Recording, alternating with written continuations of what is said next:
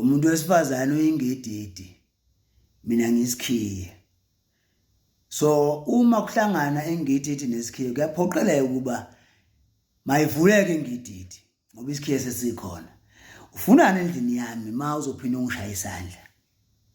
Weqe wonke umthetho nabazali bakho ukuzuzela uzongithetha ubuzongibona kuphela. Kwakwenzekani isikhiye salenga nje kwingididi.